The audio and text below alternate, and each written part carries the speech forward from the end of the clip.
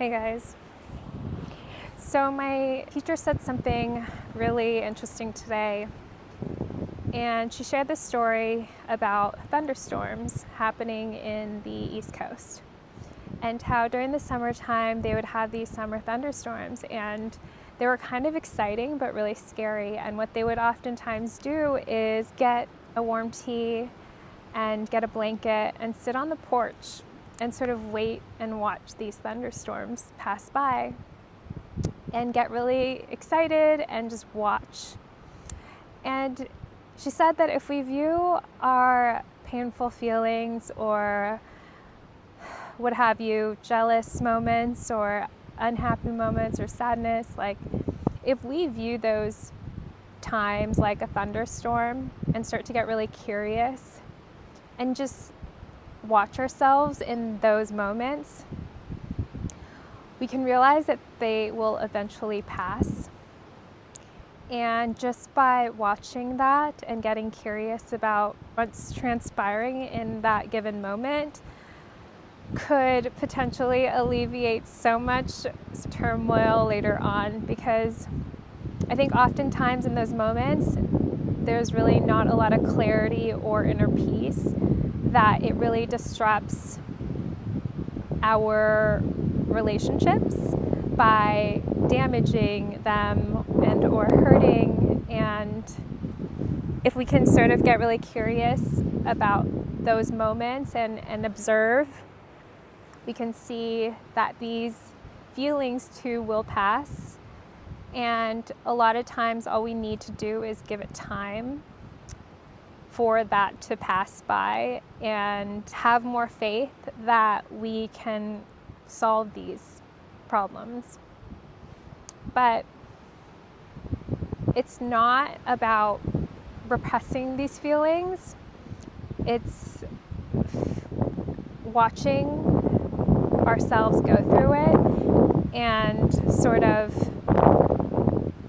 knowing that it'll pass and waiting to come up with a solution when things become more clear. Once we sort of get more grounded in peace again, because in those moments, oftentimes we're not feeling that inner peace and or inner clarity, and it just disrupts so many things for future timelines to come. And just by solidifying that one moment could really help a multitude of people, honestly, because sometimes when we're in a bad mood, we kind of move from one person to the next, and it's like we knock one thing over, we're bound to knock over so many more things. But those are the moments that are so key to step back and pause and get curious and watch yourself and find out what the actual culprit is, because a lot of our issues come from this self-grasping ignorance. And it's not about whether or not this person was right or wrong.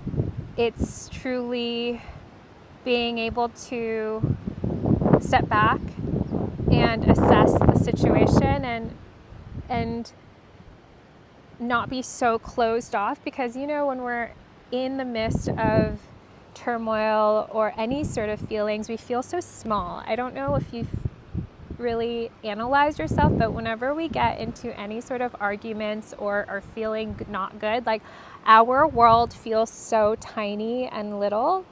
And it's like the moments that I come out to a place like this where I feel really expansive and abundant, and I don't feel so minuscule and like trapped almost. And viewing these sort of concepts from a space of freedom, a lot of people are trapped in their own mind. We all are, and we can express how we feel, but I think there comes a time where it's really about understanding that we are the only ones trapping ourselves. We have these like monkey brains that just can't turn off. And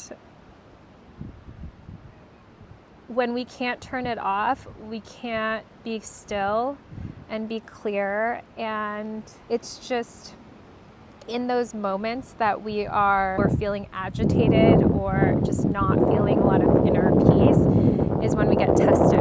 So that's all I wanted to say. Sending all the love, and I hope you guys took something from that. Peace and love.